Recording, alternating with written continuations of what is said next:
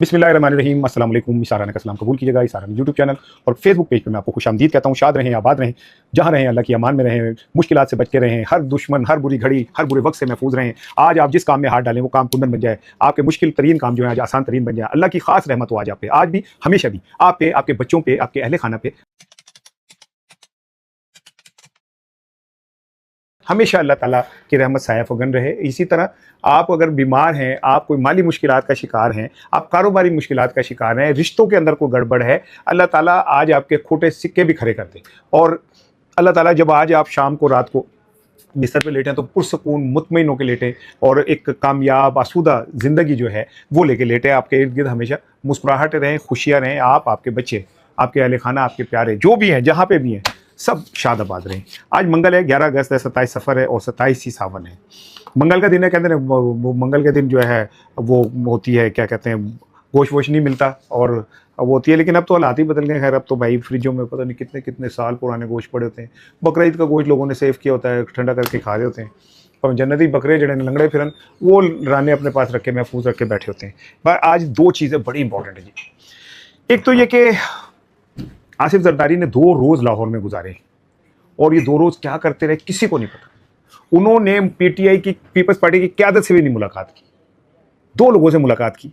2 लोग कौन थे ये बड़ी इंपॉर्टेंट है। नून लीग के गिर्द मुझे ऐसा लगता है दायरा लग चुका है और पीपल्स पार्टी जरदारी स्मार्ट मूव करके कोई ना कोई अपना रास्ता निकाल लेंगे और इसी चक्कर में पीटीआई की ऐसा लगता है कि सुनी जा रही है और पीटीआई के रास्ते जो है वो थोड़े थोड़े बेहतर होने शुरू हो गए। मैं इस पर अभी आऊँगा कि कैसे बेहतर होने शुरू हो गए। और ब्रेकिंग तरीन खबर यह है, अहम तरीन ब्रेकिंग खबर यह है कि अगले 48 घंटे के अंदर इस बात का कभी इम्कान है कि इमरान खान की मुलाकात उनके डॉक्टर्स के साथ हो जाएगी।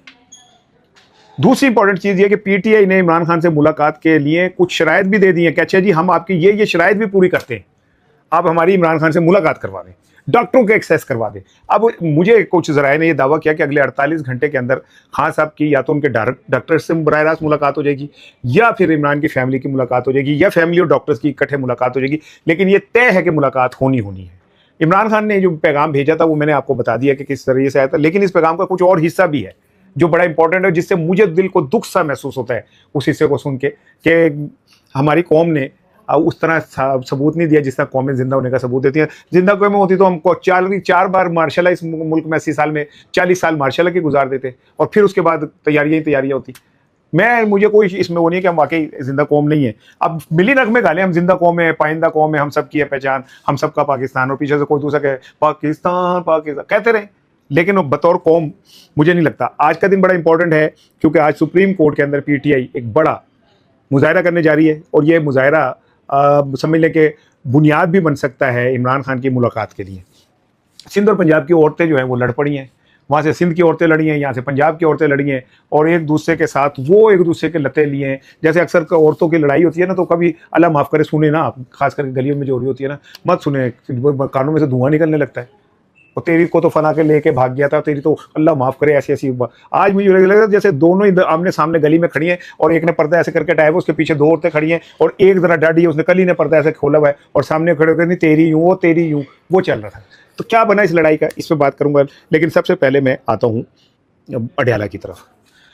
इमरान खान साहब का जब ये मैसेज गया है, बुशा बीबी ने अपनी बेटी को कहा, बेटी ने जाके अलीमा खानम को कहा, उन्हें ये बताया गया कि भाई खान साहब कहते हैं मेरी तबीयत बहुत ख़राब है, मेरा बीपी काबू नहीं आ रहा, मैं क्या कहते हैं और दीगर जो इमराज हैं उसमें घिरा हुआ हूँ और आप मेरी रिहाई के लिए आप बाहर निकलें। अच्छा, यहाँ पे आके पीटीआई ने जब ये सारा सुना तो वो फिर पैनिक हुए। ये जो 27 सितंबर वाला था जो अचानक जुमेरात पे गया, उसकी रीज़न ये है कि अलीमा खानम ने फिर दिया डंडा। उनका तोड़ी ऐसी थी तैसी, मेरा भरा जड़ा है अंदर बेचारा वो क्या नाम है रुल रहा है और तुम्हें सियासत की सूझी हुई है, 27 सितंबर तुम लेके चले गए हो। अलीमा खानम ने जब डंडा पकड़ा तो उनके साथ पीटीआई के कुछ और लीडर भी शामिल हो गए और उन्होंने भी कहा कि बात सही है। जिसके बाद सीएम केपी ने अपने जो है वो स्टांस बदला और उन्होंने कहा कि जी हम जुमेरात को जो है धरना देंगे। लेकिन मैं अब आज आपको बता रहा हूँ कि आज सीएम सुहेल अफरीदी जो है वो सुप्रीम कोर्ट के बाहर भी धरना देंगे। ये सुबह मेरा वीलॉग देख रहे होंगे, थोड़ी देर बाद आपको खबर मिलेगी कि सुहेल अफरीदी सुप्रीम कोर्ट के बाहर मौजूद हैं और वो धरना दे रहे हैं और उनके साथ एक बड़ी तादाद लॉयर्स फोरम की भी होगी, लीडरशिप की भी होगी और एमएनएस की भी होगी और लीडरशिप मेन भी जो है वो सुप्रीम कोर्ट के अंदर मौजूद होगी। क्योंकि अब मामला पीटीआई के लिए इमरान खान की सेहत के हवाले से अभी या कभी नहीं वाला हो गया है। सुहेल अफरीदी, कभी आपने एक अरसे बाद सुना है कि कभी वो सेक्शन कौन से कमांडर का नाम ले रहे हैं, वो जो होता है सेक्टर कमांडर, कभी वो कुछ कह रहे हैं, कभी वो ऊपर वालों का नाम ले रहे हैं। ये सुहेल अफरीदी का बदला हुआ लहजा आपको कुछ समझ आ रहा है। और फिर आप एक बात नोट करें, सिंपल से 2 फार्मूले आपको बताता हूँ कि अगर आपको नेशनल मीडिया कवरेज नहीं दे रहा तो फिर समझे कि उन्हें कह दिया गया कि कवरेज नहीं देनी। मैं चूंकि हिस्सा हूँ मीडिया का, मीडिया की नफ्सियात को जितना मैं समझता हूँ कोई नहीं समझता। कोई नहीं समझने से मुराद ये नहीं है कि मैं जनाब बीच कामरान शायद भी शामिल है थे, जियो वाला भी शामिल है। मतलब ये कि मेरे 40 साल सहाफत में है ना मेरे, तो मैंने सूरते बैठते, मैंने तो ख्वाब भी उन खबरों के आते हैं। ख्वाब ये नहीं आते हो कि जैसे आप देख रहे हैं कि जी कोई बड़ी चीज़, मैंने तो ख्वाब भी ये आते हैं कि मैं देख रहा हूँ कि इमरान खान की कोई मुलाकात हो रही है तो मैं कह रहा हूँ यार क्या बात हो रही है, सुन, इस तरह के ख्वाब आते हैं। तो मैं जब आप समझ लें नेशनल मीडिया जब किसी जमात का बाइकाट करता है तो समझ लें कि ऊपर से हिदायत होती है कि भाई बाइकाट कर दें, लेकिन जब वो थोड़ा थोड़ा दिखाना शुरू कर देता तो ऊपर से भी जरा आ जाता है कि दिखा दें। यहाँ से जो बात मैं आपको अर्ज करना चाह रहा हूँ वो ये कि कुछ इस तरह के इशारे मिल रहे हैं कि खुद जो फैसला साज हैं वो भी अब ये चाह रहे हैं कि ये वाला मामला किसी तरह कोई बनने लग जाए। हम खान साहब को कब तक जेल में ऐसे रखेंगे और कब तक पाकिस्तान के अंदर ये सियासी अदम इस्तेकाम रहेगा। पीटीआई तो करेगी यही बात सिर्फ, और क्या करेगी। इसका नतीजा ये होता है कि जो फैसला साज है उनकी एनर्जी सारी पीटीआई की तरफ चली जाती है। बाकी कम जड़े उन्होंने ख्वाब ने, जो कि हर दफ़ा उनके अंदर ख्वाब होते हैं कि हम पाकिस्तान की काया पलट सकते हैं, हर दफ़ा आपको यही एक ही ख्वाब नजर आएगा कि काया पलट सकते हैं। तो वो काया पलटने का फिर वक्त नहीं मिलता। पीटीआई जड़ी है उन्हें रोला पाया होता है। तो हो सकता है फैसला साजों ने भी फिर किया कि यार जान छुड़ाओ, कम मुकाओ, को रास्ता दो। और ये पॉल्यूशन सिर्फ इस बात से ही खत्म हो सकती है कि इमरान खान की बहनें इमरान खान से जाके मिल लें। यहाँ पे जो इंपॉर्टेंट चीज़ है वो ये कि पीटीआई ने बाकायदा 2 चीज़ें कहती हैं।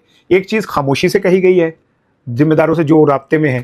कहने वाले तो ये भी कह रहे हैं कि मोहसिन नकवी भी इमरान खान से जाके मिले, हालांकि सीएम केपी के कह रहे हैं कि मैं मोहसिन नकवी से सिर्फ एक दफ़ा मिला हूँ और वो भी बैरिस्टर गौहर की मौजूदगी में। शुक्र है वो पहले ये भी नहीं मानते थे। वो शहबाज गिल पिछले कितने दिनों से रोला डाल रहे हैं कि नहीं जी इनकी मुलाकात कोर कमांडर से भी हुई है। हमारे पास तो कोई ऐसा सबूत नहीं है, लेकिन क्या कहते हैं इतलात ये हैं कि बहरहाल सुहेल अफरीदी कहीं ना कहीं कुछ अहम लोगों के साथ इंगेजमेंट के अंदर मौजूद हैं। अगर वो ये कह रहे हैं कि जी मुझे कहा गया कि 5 दिन में हम तुम्हारा ऐसा की तैसे फेर देंगे, तो मुलाकात हुई होगी तो कहा होगा ना, ख्वाब में तो नहीं बात उनको जहन में आई होगी। लेकिन बहरहाल सुहेल अफरीदी जितने प्रेशर में हैं उस प्रेशर से उनके पास निकलने का ये गोल्डन मोमेंट है। अगर पीटीआई की मुलाकात हो जाती है तो ना सिर्फ ये कि पीटीआई का मोरल हवा में चला जाएगा, पीटीआई की लीडरशिप की हवा में चली जाएगी, बल्कि आप समझें कि पीटीआई के पास एक अरसे से के बाद एक चीज़ आ जाएगी कि हाँ फतह के नाम पे कि हमने सिस्टम को मजबूर कर दिया इस बात की तरफ। ये पीटीआई के लिए एक बड़ा क्रिटिकल मौका। दूसरी जानिब जो जिम्मेदार हैं उनके लिए ये बड़ी मुश्किल बात हो गई है कि अब सुहेल अफरीदी के तमाम तर आप कह लें कि वो उनके साथ इंगेज हैं, सारा कुछ कह लें, जो मर्जी कह लें, इल्ज़ाम लगा लें, जो मर्जी कर लें, लेकिन अब सुहेल अफरीदी ने भी, एक सियासतदान है ना, उसने पता खेला कि भाई मेरे हाथ से गेम निकल गई हुई है, अब मेरे हाथ में कोई गेम नहीं है, अब जनाब मुझ पर इतना प्रेशर आ गया कि मैं कुछ नहीं कर सकता। यहाँ से हाँ जो चीज़ मैंने आपको बतानी थी कि जो कहा गया है जिम्मेदारों को, वो ये कहा गया कि अच्छी बहन, उनकी जो बहनें हैं वो आपको किसी तरह की भी यकीन दहानी कराने को तैयार हैं कि हम बाहर आके कोई पॉलिटिकल बात नहीं करेंगे। डॉक्टर्स जो जाके मुलाकात करेंगे वो आपको अंडरटेकिंग देने के लिए तैयार है कि हम सिर्फ इमरान खान की सेहत के ऊपर आके बात करेंगे। आज सुहेल अफरीदी ने भी प्रेस कॉन्फ्रेंस में कहा कि जी इमरान की बहनें कोई सियासी बात नहीं करेंगी। इससे आप जरा समझ लें बात को कि पीटीआई के लिए इस टाइम सबसे इंपॉर्टेंट चीज़ है इमरान खान से मुलाकात। एक दफ़ा वो मिलना चाहते हैं, वो ये देखना चाहते हैं कि उनका कप्तान जो है वो उसकी हालत क्या है, क्योंकि 3 साल पहले जब कप्तान गिरफ्तार हुआ था तो he was a fit person, सीना चौड़ा करके ऐसे चल रहा था। अब जो इतलात आ रही हैं उनकी सेहत के हवाले से कोई इतनी अच्छी नहीं आ रही है। तो पीटीआई का कंसर्न ये है कि हम किसी तरह एक दफ़ा एक्सेस तो करें इमरान खान के पास, फिर बाकी चीज़ें देखेंगे। सियासी कैदी पाकिस्तान में बहुत रहे हैं, लेकिन जितनी टफ कैद इमरान खान गुजार रहा है शायद कोई नहीं गुजार रहा। अभी मैं एक खत देख रहा था जो इन्होंने लिखा था, नून लीग वालों ने, नवाज शरीफ के कमरे में तो एसी भी लगा हुआ था, उनका तो खाना भी सामने घर से पक के आता था, हफ्ते में 2 बार फैमिली की मुलाकात होती थी। वो फैमिली की मुलाकात छो, बिलावल भुट्टो जाके मिल के आया, सियासी मीटिंग करके आया, अंदर से नवाज शरीफ ने ऐलान किया कि जनाब अली मैं वो करने जा रहा हूँ, तहरीक चलाने जा रहा हूँ। ये मरियम साहिबा, इनका उनके लिए बेहतरीन कमरा था वो, जिसमें बकौल लोगों के कैमरे भी लगे हुए थे। लोगों को लंडन टाइम्स ही के कैमरे लाके थे, अल्लाह माफ़ करे, सबकी इज्जत साझी होती है। इमरान खान के जो हालात हैं वो बहुत टफ है। इन हालात में पीटीआई के पास सिर्फ एक ऑप्शन है कि किसी तरह भी हम इमरान खान से एक्सेस कर लें, जो मुझे लगता है कि अगले 48 घंटों के अंदर अंदर मुमकिन हो जाएगी और कोई एक मुलाकात या डॉक्टरों की एक्सेस उन तक हो जाएगी। आसिफ अली जरदारी पिछले 2 दिन से लाहौर में थे। इन 48 घंटों में आसिफ अली जरदारी ने पीपल्स पार्टी के किसी लीडर से मुलाकात नहीं की। कहा यह जा रहा है कि उनकी 2 अहम शख्सियात से मुलाकात हुई, मैं नाम आपको बता देता हूँ। लेकिन इसके अलावा भी उनके खुफिया तौर पर नवाज शरीफ साहब से भी रब्ता हुआ है।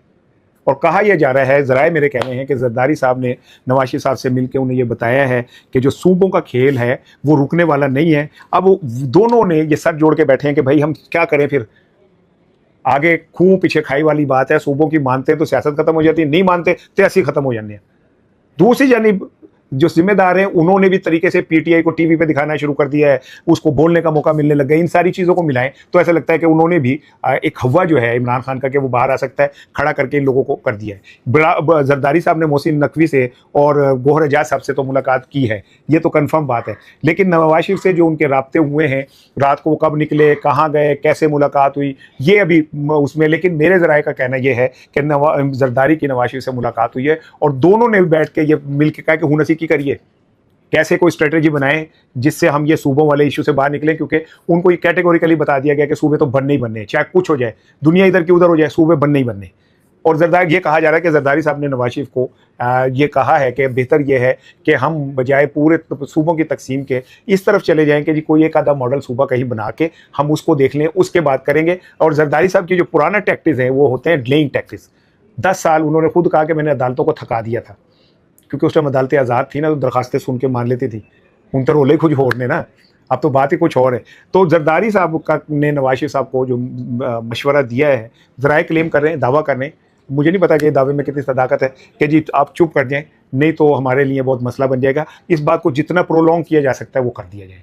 उसमें यह भी तो हुआ है कि किसी तरह पीटीआई को सड़कों पे लाके हालात ख़राब करवा दिए जाए ताकि कुछ अर्सा हमें मिल जाए और वो जो जिम्मेदार हैं उनका रुख चले जाए पीटीआई की तरफ। और पीटीआई खुद बड़ी सियाणी हो गई है, वो कहते हैं पहले से हर वेले मार खान लेनी है कि माफ़ करना, हम भी बंदर खाते हैं, हम गाड़ी की टिक्की में नहीं जा सकते तो हम कहीं लुक लुका के चले जाएंगे, लुक मुक जाना हम कहीं दाना राजा दी बेटी आइए, हम वो खेल लेंगे। लेकिन बहरहाल एक खिचड़ी नून लीग के खिलाफ पक गई है, जरदारी उसका हिस्सा हैं। उनकी मैंने आपको बता दिया मोहसिन नकवी से, एजाज गौहर साहब से मुलाकात हुई है। लेकिन ज़राए का दावा यह भी है कि उन्होंने खुफिया तौर पर नवाज शरीफ से भी मुलाकात की है और इस मुलाकात में दोनों ने इस सूबों के हवाले से कहा कि वो कहते तुसी शुरू करो, कहते आप शुरू करें, पहले आप बयानबाजी शुरू करें फिर हम करेंगे। तो जरदारी साहब ने कहा कि शैला रज़ा ने तो कल बयान दे दिया है कि अगर हुकूमत क्या हमारी जान भी चली जाए हम सिंध तकसीम नहीं होने देंगे, उन तुसी भी ज़रा मैदान ही चाहो। अच्छा जी, बड़ा आज एक मज़ेदार सीन, मज़ेदार क्या यार, कैसे दी लड़ाई तो तय नहीं करी तो, लेकिन आज सिंध की और पंजाब की औरतों में ये लड़ाई, वाह वाह। पीपल्स पार्टी की जो ख़वातीन थी उन्होंने की एक प्रेस कॉन्फ्रेंस और इस प्रेस कॉन्फ्रेंस में उन्होंने कहा कि जनाब अली धांधली के खिलाफ बोलने पर नून लीग को तकलीफ़ होती है। आज इस तरह वो वोट को इज्जत दे रहे हैं, सब देख रहा है, पंजाब में आइन कानून और इंसाफ बंद है, गोली मार दी जाती है। सेनेटर पलवशा खान, शैला रज़ा और शर्मिला फारूकी की ये प्रेस कॉन्फ्रेंस थी। बल्कि पलवशा खान का एक क्लिप मैं आपको सुनाता हूँ जो उन्होंने कहा, और धांधली की रिवायत डालेंगे तो इनकी इस धांधली के नतीजे में हुकूमत के नेफे में ही पिस्तौल चल जाएगा कि पंजाब के कहीं नेफे में बंदूक ना चल जाए। नेफे बंदूक को सिंध पहुंच गई गल कि पंजाब के कहीं नेफे में बंदूक ना चल जाए। और उन्होंने कहा कि यहाँ तो औरतों का रेप होता है, थानों में औरतों को बुला के कत्ल कर दिया जाता है। पंजाब वाले जो अपने आप को कहते हैं कि उन्होंने बहुत कुछ किया, उनका आलम तो ये कि उनके तो थाने महफूज नहीं है। जिसके जवाब में अज़मा बुखारी साहब ने सख्त रद्द-ए-अमल दिया। उन्होंने कहा अभी पोलिंग मुकम्मल भी नहीं हुई, शुरू भी नहीं हुई, सॉरी, तो इन्होंने रोला पाता है जी क्या कहते हैं धांधली के स्क्रिप्ट के तहत चीखो पुकार शुरू कर दी। वो कहते जहाँ पीपल्स पार्टी जीत जाए तो ठीक है, तो जिथे जनाब हार जाए उसे बेईमानी है। फिर उन्होंने कहा कि जनाब आप हमें जो ये बात करें हमारे थाने शाने, पहले आप ये वाला जो मैं रज़ा वाला कत्ल केस है वो तो निपटाएं जो आपकी पुलिस के गले पड़ा हुआ है और आपकी पूरी तरह जो है ना चेहरा बेनकाब कर रहे हैं।